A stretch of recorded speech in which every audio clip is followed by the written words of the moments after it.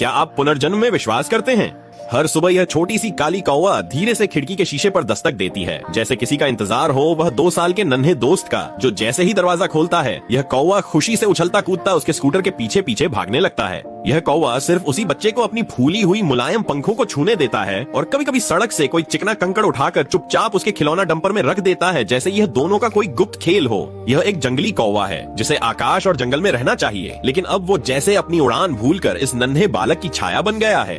इस असाधारण दोस्ती की शुरुआत एक दुर्घटना से हुई थी। पिछले साल की पतझड़ में बच्चे के पापा ने घर के बाहर इस घायल कौवे को देखा जिसकी पंख टूट चुके थे और वह उड़ नहीं पा रहा था। उन्होंने वन्य जीव बचाव केंद्र में फोन किया, लेकिन वहाँ से जवाब मिला कि प्रकृति के नियमों का सम्मान करना चाहिए। लेकिन तभी कौवा धीरे से अपनी चोंच से पापा की उंगली को छूता है, जैसे जीवन की भीख मांग रहा हो। पापा की आंखों के सामने अपने नवजात बेटे का चेहरा आ गया और उन्होंने तय किया कि इस कौवे को एक और जीवन देंगे। धीरे धीरे इलाज और देखभाल के बाद कौवा ठीक हो गया, उसकी उड़ान की क्षमता फिर से लौट सके। इसके लिए पापा ने बगीचे में एक छोटा जंगल जैसा प्रशिक्षण क्षेत्र बना दिया। सोचा था कि एक दिन वह उड़कर चला जाएगा, पर नहीं, उसने इस प्यार का कर्ज जीवन भर की सेवा से चुकाने का निश्चय किया। वह आज भी किसी अनजान के पास आते ही डर के मारे उड़ जाता है, लेकिन नन्हे लड़के के सामने शांत रहता है। वह लड़का अब लड़खड़ाते कदमों से चलने वाला बच्चा नहीं, बल्कि तेज स्कूटर चलाने वाला नन्हा तूफान बन चुका है। और कौवा हर सुबह कोहरे को चीरते हुए आता है। अब यह आंगन इन दोनों का खेल का मैदान है। जब सूरज की रोशनी खिड़की से लड़के पर पड़ती है, तब कौवा बाहर से उसे टेढ़ा सिर करके देखता है। उसकी गहरी काली आंखों में सिर्फ ममता होती है।